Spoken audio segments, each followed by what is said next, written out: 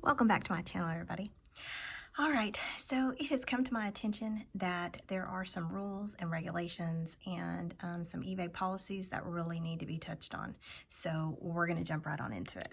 Okay, so number one, we want to make sure that when we are communicating with our buyers, regardless of how saucy and sometimes rude they can be, you always want to make sure that you stay polite, and you want to make sure that you list promptly, that you follow all of eBay's guidelines and rules. Okay, this is number one in your communication with the buyer.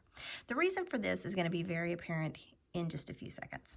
So number two, you are going to make sure that you allow the process to go through the process. So a lot of times we kind of panic or freak out whenever a case is ruled against us as sellers, and we kind of take it like personally. Don't do that.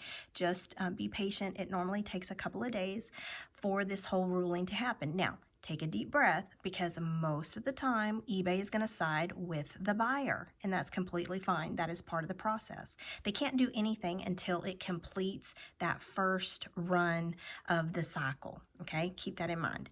So once that is complete and they rule against you, you would then submit an appeal.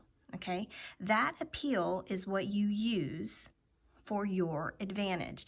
In that appeal, you're going to include pictures, you're going to include all transactions between you and the customer. You're going to tell eBay to please make sure that they go back and read the messages between the two of you. If there's been extortion for feedback or anything like that that's happening, you want to make sure that you have screenshots of those, even though they can read them, but you want to include it in your case.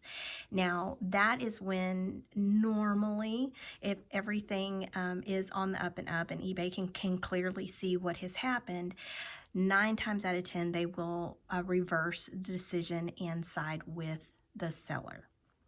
Okay, now you want to make sure that you are staying up to date on all of eBay's guidelines and rules, because Lord, they change all the time. Okay guys, so that's going to be it for this video. I wanted to make sure that I just kind of hit on the top points, which is being polite. Make sure that you are stating to make sure that you are following eBay's guidelines and rules within your messages to the buyer, because that ends up helping you later on.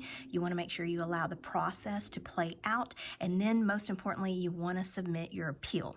All right guys, so that's going to be it for this video. If you like this kind of content, be sure you like and subscribe, and I'll see you later. Bye.